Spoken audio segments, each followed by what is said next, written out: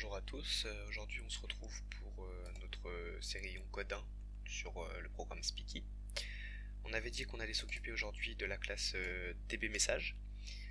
Alors comme à mon habitude, ça a beaucoup bougé. Donc ça par exemple, un exemple mais ça dégage. On pourra le rajouter, vous verrez que j'ai fait une classe qui est assez modulable. Alors techniquement parlant, j'ai décidé de prendre une base de données MySQL. Donc pour ça, en Python, il y a un module qui s'appelle PyMySQL.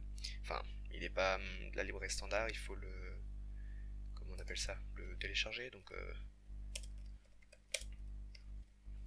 pour ceux qui n'ont jamais fait, vous pouvez utiliser l'utilitaire pip3. Enfin, pour Python 3, et sinon c'est juste pip. Je crois que c'est pour Python install package, un truc dans le genre. Vous faites ça, vous le lancez. Il va vous afficher pas mal de petites choses. Bon, moi, il va me dire que normalement je l'ai déjà installé. Et voilà, vous voyez, tac, moi il est déjà installé. Il va vous l'installer automatiquement et vous pourrez l'importer. Problème de ce module, c'est qu'il a une syntaxe assez particulière que je n'aime pas forcément beaucoup. On va aller la voir ensemble si vous voulez, cette syntaxe. Du coup, là où je veux en venir, c'est que j'ai fait une petite classe simplifiant l'utilisation de PyMySQL. Enfin, à mon goût, en tout cas, ça la simplifie. Cette classe, comme je la trouve plutôt efficace, voilà, vous voyez, on importe le curseur, ensuite on fait une connexion. Ça, c'est même pas une classe, c'est juste une fonction. Et faut pas se faire avoir, il y a la même avec un C majuscule qui est aussi une fonction. Ensuite, with enfin, c'est assez relou comme syntaxe, j'aime pas beaucoup. Donc ce que j'ai fait, c'est que, comme je vous le dis, j'en ai fait une autre qui simplifie un peu tout ça. Et comme je trouve qu'elle est pas si mal cette classe, ce que je vais faire, c'est que j'en ferai un module. Un module, bon je la compléterai parce que bon là je n'ai fait que les méthodes qui m'intéressaient moi pour DB message, hein. Vous verrez, hein, mais je la compléterai pour qu'elle soit bien, quoi, qu'elle soit vraiment utilisable pour quasiment toutes les circonstances. Et je la mettrai sur mon GitHub à part du projet, hein, juste dans un petit directory MySQL. Donc voilà, vous pourrez la reprendre, l'utiliser pour d'autres choses, d'autres projets. Donc comment elle est faite, on va y aller vite, hein. Ça c'est la classe en fait, principale de PyMySQL qui permet de faire un petit peu tout. Je la surcharge. On aura besoin de tous ces paramètres là pour se connecter à la base de données, hein. Donc l'hôte, je l'ai marqué, hein, l'adresse du serveur, le nom d'utilisateur, le mot de passe et la base de données. Je surcharge immédiatement, enfin je surcharge, excusez-moi, j'hérite immédiatement de la classe, donc des mon constructeur, hein. Cette syntaxe là ne devrait pas vous poser de problème. Ensuite, on va faire quelques petites méthodes qui vont nous simplifier la vie, vous verrez ensuite. Une première méthode split, qui est là pour split une liste, c'est-à-dire qu'en fait, on lui passe une liste et il va nous renvoyer une chaîne de caractères de cette forme-là. Ça peut être pas mal ça quand on fait par exemple des sélections, genre imaginons je veux select user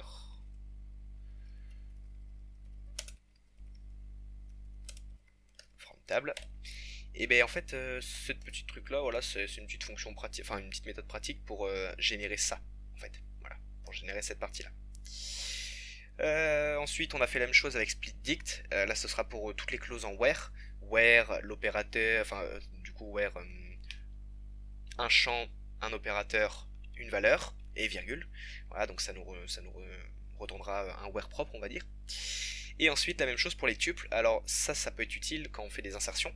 Insertion de valeur parce que c'est si vous vous souvenez bien, hein, quand on fait un insert into, on insère les valeurs comme ça. Value 1, value 2, tac tac, j'ai oublié là, voilà. Donc en fait ça finalement c'est quand on fait une string, enfin excusez-moi, la fonction str, enfin qu'on retourne directement la chaîne de caractères d'un tuple, c'est directement de cette forme là, donc ça c'est assez cool. Mais des fois pour le insert into on veut mettre un ordre, et du coup on va mettre une parenthèse, le nom du champ, virgule le nom du champ, et une parenthèse, et enfin autant de champs qu'on veut bien évidemment, sauf qu'il n'y aura pas de guillemets entre les champs. Du coup j'ai dû juste rajouter une petite clause pour gérer ce cas là, voilà. Ensuite on va avoir des fonctions assez générales, enfin une fonction générale qui va être exe, en fait, va exécuter une requête tout simplement et retourner le nombre de lignes, pas le contenu, hein, le nombre de ligne affecté par une requête. Donc comment on fait? Alors là, bon, j'ai fait, oui, j'ai fait des affichages parce que j'en avais besoin dans ma base de test. On peut les enlever, hein. Non, d'ailleurs, je vais les laisser, excusez-moi. Juste pour que vous voyez bien ce que ça fera tout à l'heure. Donc qu'est-ce que je fais? J'utilise la méthode query, donc que j'applique sur requête, enfin sur la requête qu'on nous passe là. Ça fait quoi? Ça va exécuter une requête et nous renvoyer le nombre de lignes modifiées. Et ensuite, il faut utiliser une petite méthode commit qui en fait va appliquer les changements à la base de données. C'est-à-dire que jusque là, query, on modifie la base, mais on la modifie pas définitivement. C'est pas enregistré dans les caractéristiques de la base. En gros, si on fait pas ça, si on fait pas le commit, la requête elle ne sera pas effective. Elle marche, enfin, on va dire qu'elle sera pas appliquée, voilà. Donc le commit permet d'appliquer la requête. Et ensuite on retourne du coup le nombre de lignes, voilà. Pour la sélection, on a fait une petite méthode select. Alors, j'aime pas forcément faire ça, d'habitude je trouve pas ça très très propre, mais là en fait je l'ai beaucoup utilisé et je comprends mieux ceux qui l'utilisent maintenant. Parce qu'en fait ça, ce sera ma méthode de sélection brute. C'est-à-dire que celle-là, à moins qu'un utilisateur ait envie de manier des requêtes SQL, il n'aura pas utilisé cette méthode-là immédiatement. Donc ça fait quoi? C'est une méthode, enfin on lui passe une requête de sélection, il l'exécute et il retourne un tuple de tuples contenant tout simplement les sélections, quoi. Donc par exemple, j'ai une base de données là, voilà, dans laquelle j'ai mis quelques messages. Là, si je fais du coup ça dans cette méthode là, ça va m'envoyer un tuple avec un tuple de tuples. Et du coup dans ce tuple il y aura un tuple avec Titi bien, un autre tuple avec Titi bien et un autre tuple avec Titi je suis de retour. Voilà, vous verrez ça après, de toute façon on va le voir plus proprement. Donc ensuite il y a une méthode de sélection un peu plus haut niveau. On lui passe simplement des paramètres, donc la table ou les tables, ça peut être une liste de tables ou juste une table. Les ID, enfin les ID du coup ça veut dire, je sais pas moi par exemple là dans la base de données que j'ai là, j'ai une table message dans laquelle il y a un ID user et un ID message. Du coup de base je lui passe l'ID étoile pour lui dire en gros select all, ça fera cet effet là. Donc ça c'est un paramètre par défaut. Et ensuite le where, c'est pour les close where dont on a besoin. Sachant que c'est un peu particulier, mais le where j'ai décidé de le faire sous la forme indico où on met en clé un tuple qui sera un tuple composé de l'opérateur pour commencer et l'ID ensuite. Et ensuite la valeur. C'est-à-dire que par exemple, si jamais je voulais faire cette requête là, where user like to par exemple, et du coup là vous voyez que ça me retourne bien ce que je veux, en fait je ferai tout simplement pour générer cette clause là, user like toto, je ferai un dictionnaire dans lequel j'ai comme clé un tuple avec like et user et comme valeur toto, comme value toto, voilà, tout simplement. Et là, comme je vous l'ai dit, le where il va être passé à la moulinette en fait dans le split dict, voilà. Et ici il va nous mettre des petites côtes, tout comme il faut, quoi, voilà, tout simplement. Ensuite on passe aux insertions. On lui passe une table, des valeurs et éventuellement un ordre, parce que vous savez que le insert into on peut faire de cette forme là. Insert, oh là là, into table ordre values, voilà, tac. On peut faire dans ce truc là, enfin dans cet ordre là, mais on peut aussi enlever le ordre. Du coup c'est pour ça que de base j'ai mis ordre à rien, parce que du coup ça ne rajoutera rien dans la chaîne de caractères. Bon, je fais quand même une petite clause ici parce qu'en fait le problème c'est que si jamais on a, si c'est, en gros je lui dis que si jamais on a un ordre qui est un tuple, on met l'ordre, et sinon tout simplement on ne met pas d'ordre et du coup on exécute la requête et on retourne le nombre de lignes affectées par ça, parce que souvenez-vous self.exe c'est celle-là, voilà. Ensuite une petite méthode de delete tout simplement, on lui passe la table et les clauses, enfin là où les clauses, donc ça nous crée la requête et ça nous l'exécute, et on passe à db message. Alors du coup db message, ce que j'ai fait, j'avais deux choix, soit la faire héréditer immédiatement de MySQL et rajouter ce que je voulais dedans, soit créer un objet MySQL que je mettrai en attribut et ensuite appeler à chaque fois cet objet. Alors je n'ai pas d'argument pour ça, mais j'ai décidé de la faire héréditer. Ça me paraissait plus élégant, puis c'était plus pratique, je trouvais, directement d'importer les selfs, puis surtout qu'en plus je me suis dit que comme j'allais mettre à jour cette classe là là du coup, enfin MySQL quoi, que j'allais la mettre à jour pour avoir plus de méthodes précises, pour faire des sélections ou je ne sais quoi, hein, pouvoir rajouter notamment les inner join, enfin si vous voyez, vous avez fait un peu de SQL, vous devez voir de quoi je parle, enfin les jointures, etc. En fait, je me suis dit du coup que j'allais la faire héréditer, voilà, ce serait plus simple. Donc elle hérite de... La faire hériter, excusez-moi, pas héréditer. Elle hérite de MySQL. Et elle a juste un attribut en plus qui sera table_def. Alors table_def, c'est quoi? Table_def, je crois que j'ai dû le marquer, hein, c'est la définition de la table sur laquelle on va agir. Parce que dbMessage, c'est une classe précise, qui a un but précis, on n'est plus dans du généraliste comme MySQL juste avant. Donc là on va lui donner la définition de la table avec le nom de la table, et ensuite les champs qu'il y a dans la table. C'est-à-dire que par exemple, si je fais un petit desk, voilà, on voit que j'ai une table qui s'appelle message, donc du coup je vais faire un dictionnaire qui sera de cette forme là pour commencer. Table, tac. Et ensuite, je vais faire un autre champ qui s'appellera champ et qui sera un tuple avec dedans user et message. Voilà, et là du coup j'aurai la description de ma table. Alors ça me servira à quoi? En fait ça me sert parce que comme le programme, Speaky, je veux que ce soit un peu modulable, c'est-à-dire que j'y aura un petit fichier config sur mon je ne sais quoi, j'ai défini un petit constant juste avant, un petit fichier constant pardon à part, dans lequel je mets pas mal de petits paramètres de base. Bon bah voilà, comme il y aura un fichier setup.mysql, enfin setup.sql qui permettra de configurer la base. Bah, on créera un utilisateur Speaky avec mot de passe Speaky, on créera la database message et la table en fonction de tout ça. Voilà. Mais je me suis dit que si quelqu'un avait déjà je sais pas moi, une base de données existante qui voulait changer le nom de la base de données, de l'utilisateur, enfin tous ces paramètres là, je me suis dit qu'il pourrait changer de là. Mais je voulais qu'en même temps le programme continue à fonctionner sans qu'il ait à mettre les doigts dans le programme. Et c'est pour ça du coup qu'on lui passe cette définition de la table, tout simplement. Voilà, je me suis un peu attardé, mais c'est que c'était important de savoir ça, parce que par la suite, on va l'utiliser, ce self-pointable. Bon bah pour commencer, qu'est-ce qu'on va faire? Le fameux show all, hein, je crois qu'on l'avait mis en plus ici, voilà, show message, qui nous retourne tous les messages. Donc pour ça, qu'est-ce qu'on fait? Une sélection sur la table qui est à l'index table de notre définition de table. Donc ce sera la table message pour nous. Et je laisse tous les paramètres de base. Alors souvenez-vous, ça veut dire qu'il y a un petit IDS qui reste en étoile, c'est-à-dire en all, et une where qui reste en none, c'est-à-dire qu'il n'y a pas de clause en gros. Quoi de plus? Voilà, bah, pour celle-là c'est bon. Show all from, là on lui passe soit un utilisateur, soit une liste d'utilisateurs. Donc pour ça on va créer une clause where, mais en fait elle sera implicite, c'est-à-dire que c'est assez haut niveau parce qu'ici on lui passe que des utilisateurs et il ne voit plus le SQL. Et bon bah tout simplement si jamais on a déjà une liste d'utilisateurs, ou un tuple, hein, j'ai pas géré le cas d'ailleurs mais c'est pas grave, parce que on va dire qu'on passe toujours une liste d'utilisateurs, ça ce sera à moi de l'implémenter dans le programme de toute façon, hein, donc l'utilisateur n'aura pas, enfin l'administrateur n'aura pas à toucher à ce code là, et ce sera juste à moi de faire en sorte de lui passer toujours des listes, voilà, je m'en souviens, c'est tout.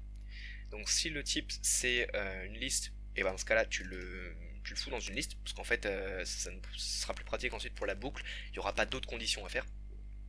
Et pour chaque utilisateur de la boucle, et on ajoute une clause, donc comme je vous le disais, hein, de la forme opérateur nom du champ égale à la valeur. Donc ici ça veut dire en gros, par exemple si je mets les utilisateurs Toto et Titi, bon bah on passe pas par ce truc là parce qu'il n'est pas différent de liste, hein, c'est une liste. Et du coup là on va commencer par Toto, donc ça veut dire qu'on mettra l'opérateur like. Et ensuite on mettra le champ self-pointable champ 0, c'est-à-dire que si on va ici, on va dans champ, on prend 0, ce sera le champ utilisateur. Et on lui dit que c'est égal du coup à Toto, et ensuite on rajoute une seconde clause qui sera la même chose ici, mais qui sera égale à Titi, voilà.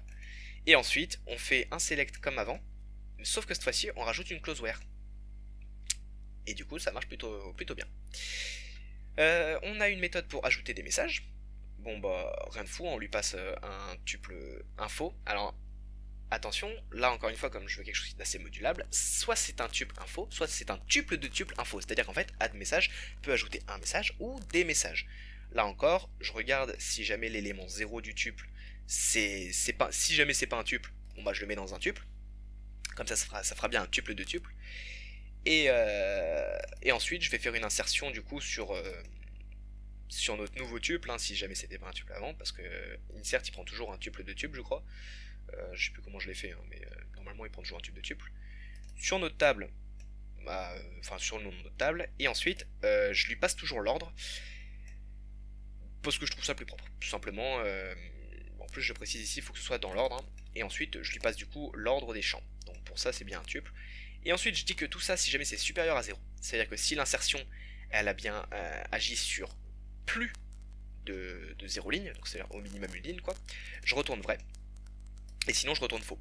Parce qu'en gros, si jamais elle n'a pas agi sur plus d'une ligne, ça veut dire qu'il y a eu un souci soit dans la requête, soit dans l'exécution de la requête, enfin il y a peut y avoir pas mal de soucis, mais en tout cas il faut que je retourne faux, mais je ne lève pas d'erreur. Il y a plusieurs endroits où j'ai hésité à lever des erreurs, sauf que comme c'est censé être une classe assez haut niveau, c'est-à-dire qu'en fait elle est, enfin au niveau, c'est même pas haut niveau, c'est une classe directement dans le programme, et ben en fait c'est pas trop propre de lever des erreurs, parce que ça peut casser la boucle du programme par exemple quand il tourne, etc. C'est pas très propre. À la limite, là où je ferai peut-être des levées d'erreurs, quand je la retravaillerai pour qu'elle soit bien propre, c'est dans MySQL. Parce que du coup, celle-là, elle sera, on va dire, à la base de nos programmes, et il faudra bien qu'elle soit bavarde pour dire à la personne qui l'utilise, au développeur, ah bah là tu utilises ma méthode, mais pas comme il faut, du coup il y a une levée d'erreur. Voilà, donc je pense que je la rendrai plus bavarde. On était à Admes, et ensuite, bon bah dernière chose, hein, une petite... on veut delete des messages from, donc ça veut dire delete de certains utilisateurs. Alors j'ai pas fait un delete all, c'est vrai que j'aurais pu le faire, tiens non. Bah tiens, je l'implémenterai, bah, maintenant, on va faire ça après. Alors, donc delete from, elle prend quoi? Bon, pas pareil, un utilisateur ou une liste d'utilisateurs, et là c'est la même chose, on crée des clauses. Et on va faire du coup le del all, alors pas del all, voilà, del all, self, tac, et on va faire self.delete, self.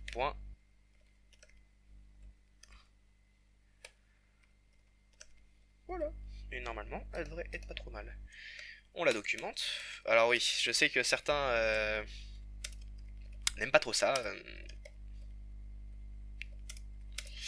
la documentation. Il y en a qui trouvent que c'est de trop. Le nombre de lignes. Excusez-moi, je finis ça. Voilà. Certains trouvent que c'est trop. Là, quand on regarde bien ici, en fait, j'ai sur toutes mes lignes, là, enfin sur les 220 lignes, je dois avoir bien la moitié qui est de la documentation.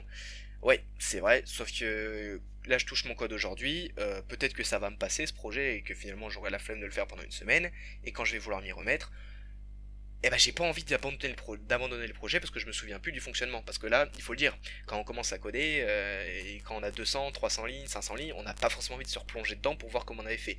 Bon bah la documentation, c'est cool parce que ça me donne immédiatement comment ça marche. Là, regardez, hop là, db, hop là, oui, excusez-moi. Et si je fais un help sur d.db,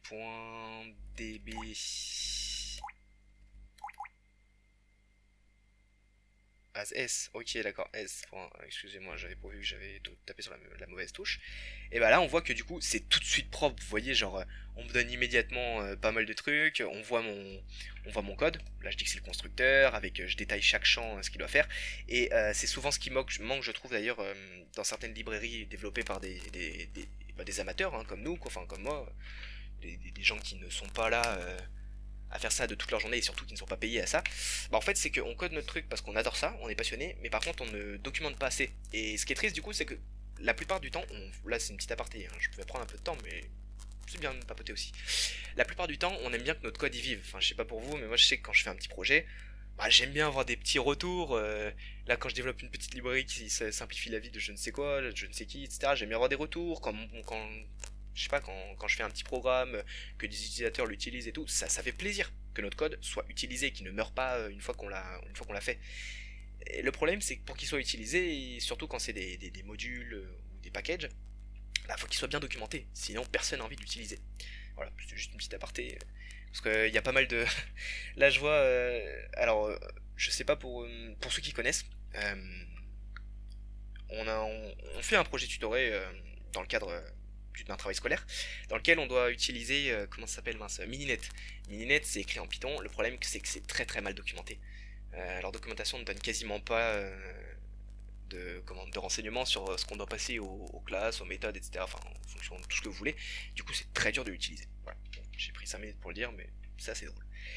Donc delall, je vais juste aller vérifier quelque chose, c'est que ma méthode delete ici, je vais vérifier qu'on puisse... Ouais, alors voilà, vous voyez par exemple là j'ai fait une petite erreur, c'est que du coup j'ai pas géré le cas où j'en étais sûr de ça. If where égale... Enfin, plutôt on va faire if type de where est différent de dict, tac, et else, sinon on fait ça. En fait j'avais pas géré un cas, et c'est vrai que ça m'arrive souvent de ce genre de petites erreurs, mais hop là. Ah quoique, attendez, en fait ça se trouve j'avais fait quelque chose de pas trop mal, et c'était que pour le split dict, eh bah oui c'est ça, j'avais fait quelque chose de pas mal, excusez-moi, donc en fait je peux dégager ce que j'avais fait là. Alors pourquoi j'ai eu un doute en fait?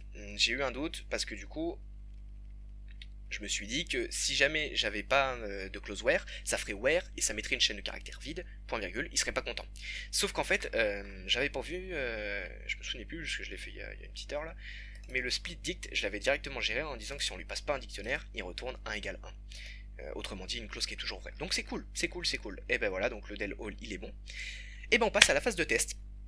Alors pour la phase de test, qu'est-ce qu'on a prévu? On a une base de données qui n'est pas vide, hein. Vous avez vu la description, puis vous avez vu la sélection, elle n'est pas vide, donc il y a ça déjà. Qu'est-ce qu'on va faire?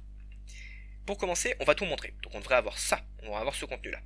Ensuite on va montrer que les messages de Toto, on devrait avoir le je suis de retour. Ensuite on va delete tous les messages de Toto. Bon bah là on devrait plus avoir cette ligne, on va tout montrer. Oh là, excusez-moi. On ne devrait plus avoir que des messages de Titi ou dans lesquels il y a marqué bien. Et pour finir, on va rajouter un message, du coup le même message que là, de Toto. Et ensuite, on va tout montrer. C'est parti, on va suivre la trace et vérifier que tout se fait bien. Hop là. Alors, première... Alors, du coup, je vous montre à chaque fois ce qui est généré par ma classe MySQL. Donc là, on a bien une sélection. Donc, c'est la fameuse clause dont je vous disais, where 1 égale 1, du coup, ça c'est cool. On trouve bien Titi, Titi et Toto, je suis de retour. Donc on a bien un tuple de tuple avec le nom d'utilisateur, le message. Ensuite, on a dégagé... non, d'ailleurs, excusez-moi. D'abord, on va montrer tous les noms de tous les messages, enfin tout d'ailleurs, toutes les lignes qui viennent d'un utilisateur qui est Toto. Et là, on trouve bien seulement la ligne Toto, je suis de retour. Ensuite, on va avoir delete from, donc là, pour enlever tous les messages qui viennent de Toto. Donc en fait ça va parcourir tout et ça va enlever tout ce qui est à Toto. On a bien une seule ligne qui a été affectée, parce qu'il y avait une seule ligne qui était affichée ici, hein, donc c'est logique. Et ensuite on va faire une petite sélection, on voit bien qu'il n'y a plus que les messages de Titi. Pour finir, on va réinsérer des données, insert into message, on met l'ordre, les values Toto et je suis de retour. Donc là ça nous renvoie vrai, c'est bon, ça s'est bien exécuté. Et on fait une dernière vérification et on voit que Toto je suis de retour est bien revenu dans notre base de données. Et alors oui, je voulais vous montrer les commit change, montrer que là ce que j'ai fait c'était pas dans le vide. Comment je peux faire ça? Alors oui, on va faire comme ça. From time import. Voilà, on va faire, excusez-moi, tac. Et une fois que j'ai fait le del from ici,